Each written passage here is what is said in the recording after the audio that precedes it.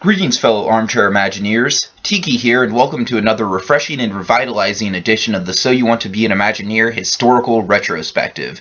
This time covering my personal favorite season, drumroll, season 6.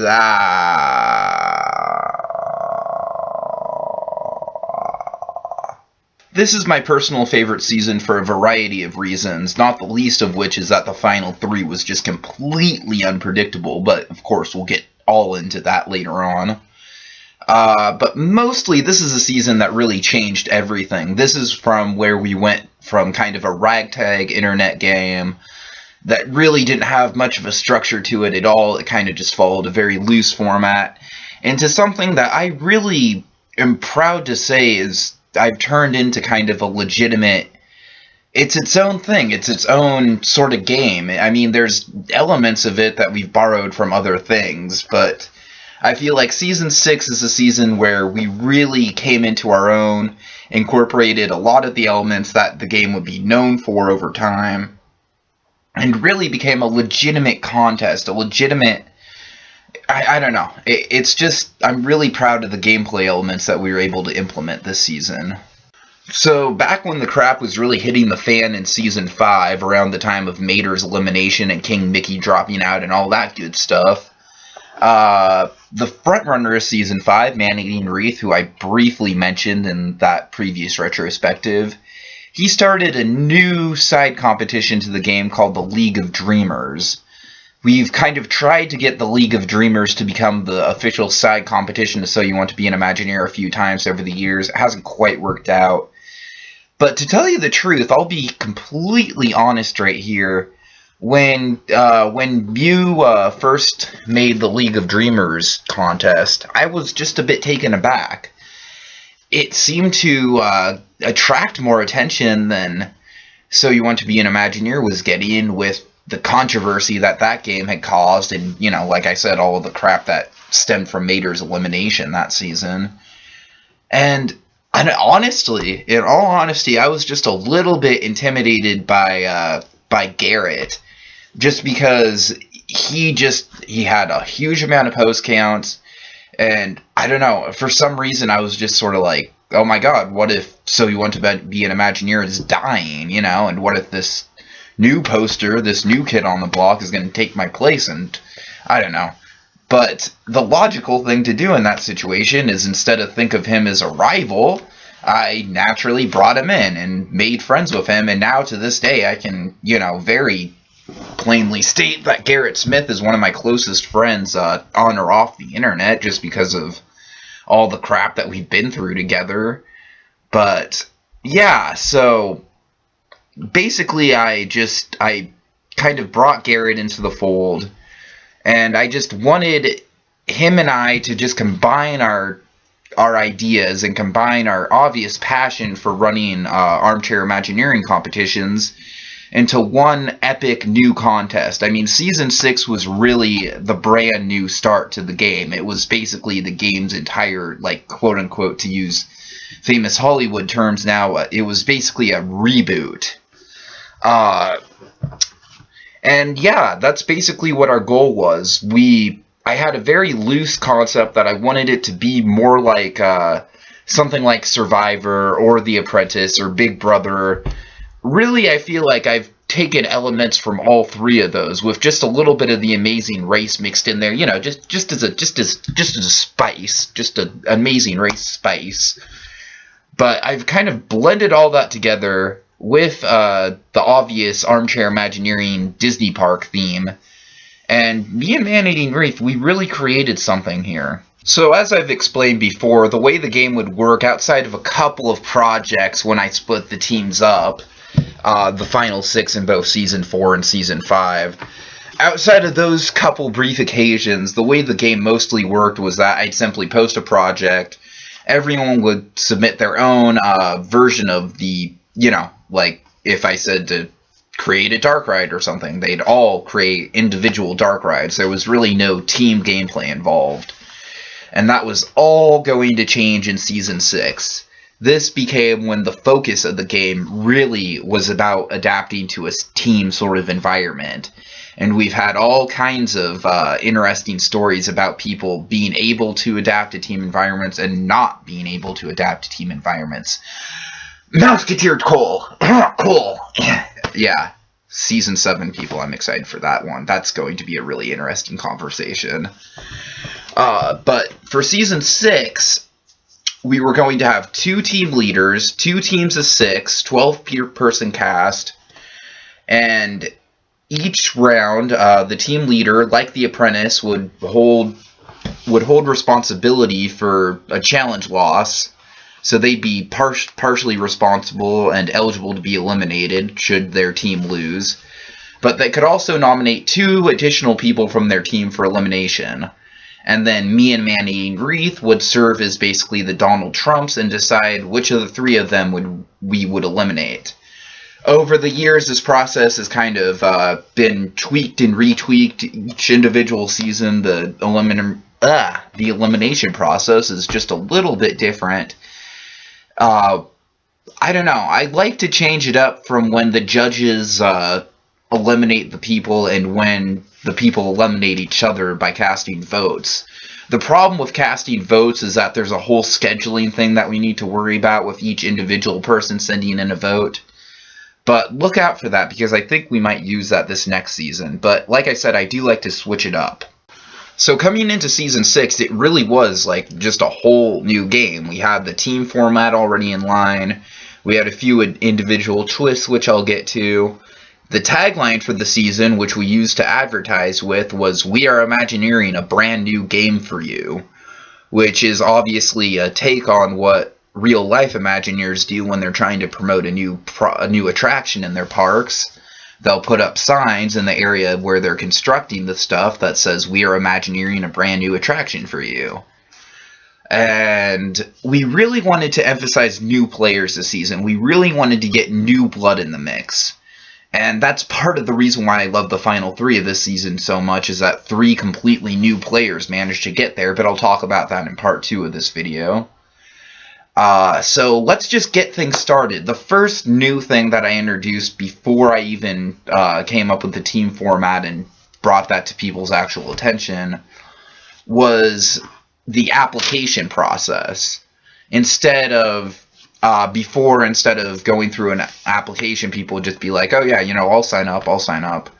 Now I wanted to give them just a little something to do, just to kind of gauge their abilities, gauge their personality a little bit. So every season I give them 5 questions. I switch up the questions here and there. It's usually having to do mostly with artistic influences and your strengths and weaknesses. And I kind of use these questions to divide the teams up. I go on your applications to, just see where everyone's head is at coming into the season and divide the teams up as fairly evenly as I can. The one thing that came out of the application process that I am a little regretful about is the fact that there were actually 13 people that applied for this season, and it ended up only being a 12-person cast. And the rules going into the season were that all new players would automatically be allowed to play. Returning players who, if it went over the 12-person slot, I'd only take the most compelling applications, the most time spent on the applications, and if anyone was cut, that was why, because of the time spent on the application process and effort. So there is one singular person that did not get to actually play in this new season, and that was Jay Phelps.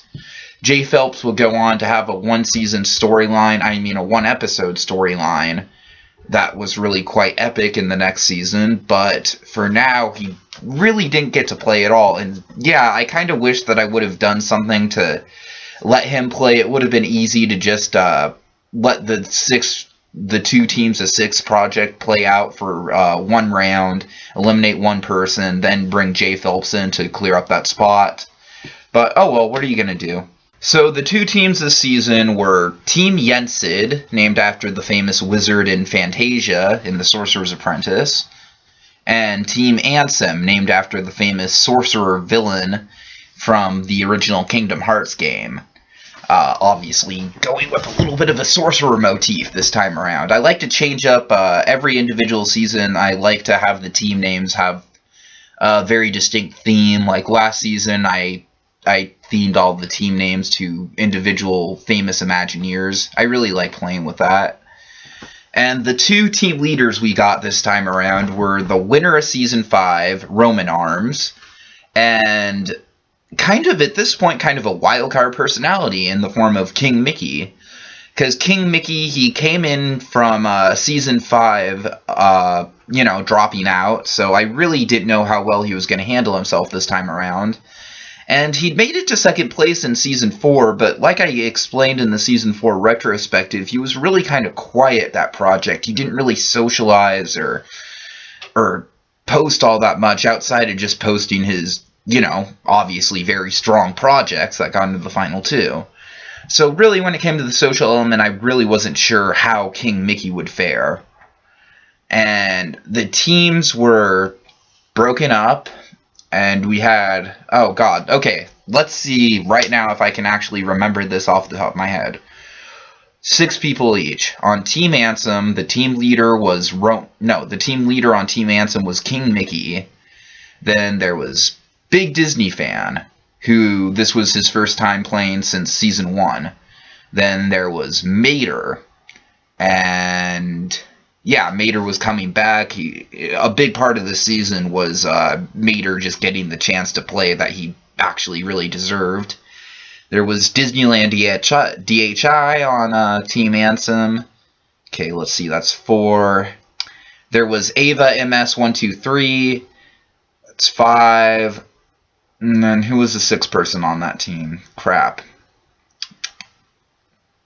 I really don't... Well, let's get to Team Yensid, who is really the more interesting team. I mean, not to take away from Team Ansem, but Team Yensid had the more interesting story. On Team Yensid, there was HereWeGo, Fantasmic, Stitch... I mean, not Stitch, Fantasmic. HereWeGo, Fantasmic... Romanarms was the team leader. TrevorA, ngman, and PL7764, who would eventually go on to win that season. Yay! I got like 11 out of 12. Disney Lover Forever. It was Disney Lover Forever who was the 6th person of Team Ansem. Sorry about that. So I'll put the individual teams in the description just for a quick reference. And so now that we had the 2 teams, it was time to actually start the game. The first project was to design a Six Flags roller coaster. And I really like projects where we kind of venture outside the norm. Obviously, Universal was the first stage in this whole process when we did the 3 Universal projects at the end of Season 5. Six Flags is an even bigger monster. I feel like the less budget and the less actual creative stuff that the subject matter does, the more difficult it is. And with Six Flags, it's like they're much more concentrated on the actual elements of the coaster, the actual technology, than they are on the theme. And I find that to be a really interesting challenge in this game. So, Team Ansem, God, I can't remember the projects themselves, but you know what, this video is running a little, it's going on too long, so I can't really talk about the creative stuff all that much anyways. But Team Yensid had the losing project, and the person eliminated first from Team Yensid was ngman. I assume that name stands for Newgrounds Man? I'm guessing Newgrounds Man? I don't know, I could be wrong there. ngman is just one of those classic first people voted out who just really was just pretty much non-existent. I mean, he made like 2 posts. I believe he was going to be the story person and come up with the concept for the ride. He really left the team kind of dangling, and because they were all just sort of waiting on him. There came a point where they weren't really brainstorming because they were waiting for his ideas. And yeah, he just quickly got eliminated. TrevorA, who was a big presence in not only the first project of Season 6, but also in the So You Want to Be an Imagineer forums as a whole for quite a while now, he surprisingly was the second person officially voted out of Season 6. This was kind of a big deal because Trevor, at the time, he was one of the more active posters on the whole forum. So there was sort of a big anticipation to seeing him compete. And the reason why he got voted out was just a classic case of he just disappeared because he went on vacation and forgot to tell his team that he was going to go away. And we see that come up time and time again, and it happened to him. Trevor comes back to kick some definite ass in Season 7, but for now, he was eliminated way before his time in a really shocking early elimination. The next round was a double elimination round, and the people eliminated were from Team Yensid, Romanarms, and from Team Ansem, Ava MS123. At this point, it was pretty clear that Team Ansem was kind of the powerhouse, and Team Yensid was definitely the underdog team. Romanarms was the team leader, and, you know, Romanarms has always been the kind of personality, he's kind of like KingMickey was back in Season 5, where he does submit really quality work, but in between the projects actually being submitted, he isn't really around much. So in that respect, he didn't really perform that well as a team leader. I kind of got the feeling that he was a bit overwhelmed by all the responsibility. So in the end, it was just his time to go. The judges were still eliminating people at this point. And I just felt that the team would just benefit more from having HereWeGo as a team leader. And HereWeGo was just this really spunky, really determined personality who was one of the big all-stars of the season, and he's one of those people that I feel is really forgotten about over time, and I think that's kind of a shame. And I remember one of the things I remember most about HereWeGo is that the losses that Team Yensid were taking, the fact that Team Yensid lost the first two projects in a row, that really got to him. Like, I remember he sent me a private message that just straight up said, like, what if Team Yensid just gets eliminated one by one? And I told him, you've just got to find a way to turn it around. And he certainly did. But meanwhile, on Team Ansem, Ava MS123, I feel like she was a very fun and very nice personality. She was very pleasant to everyone. Good social game player, I'd say. I'd say she's underrated in the social game. But in the end, when it came down to giving ideas, I kind of noticed in the first three projects that whenever she'd throw ideas out there, they'd just kind of be overlooked a little bit. So in the end, I feel like she just kind of got lost in the shuffle of Team Ansem. Team Ansem was such a powerhouse at this point. The three major players were Mater, KingMickey, and BigDisneyFan. And yeah, like I said, she just kind of got a little bit overshadowed by her teammates. So it's kind of sad. I feel like she could really be a memorable player if she would have lasted a little bit longer. So at this point, Team Yensid was down 2 people. Team Ansem was really getting ahead. And I decided to switch it up a little bit, give Team Yensid a little bit more of a chance, and have Team Ansem swap one of their players over to that team to even out the numbers a bit. And I gave KingMickey the choice on who that would be, and he chose Disneyland DHI. And from that point forward, Team Yensid really started to kick it into high gear. The 3 people that were left, HereWeGo, PL7764, and Fantasmic, would all just, from this point forward in the season, pile drive over Team Ansem and just all make it into the final 3 together. That right there is why I consider this to be the greatest season that we've ever put on, just because of that underdog story right there. I'll get more into that in the second part of this, the Season 6 retrospective. And KingMickey was eliminated in this spot, mostly because, well, he was playing a little bit harder than he was in Season 5, obviously, because he didn't drop out. His heart just wasn't in it, and I could really obviously tell that. So, when it came down to it, I just, much like I figured that Romanarms, that the team would be better off with without Romanarms, I figured that the team really needed a team leader who was going to be having his heart into it 110%. And so that person ended up being Mater, who made it into the Final Four. And again, Mater was eliminated very unjustifiably in Season 5, so he was all over Season 6 and wanting to be a powerful player, and he got that chance after KingMickey was eliminated. Now, here comes a really interesting story. The last project of the pre-merge in Season 6, before the teams got together, was a very simple project. I took it from the first project of The Apprentice, actually, which was to just simply design a lemonade stand for any Disney park. Very simple. The interesting thing I like about this project is that Team Ansem dropped off the face of the earth.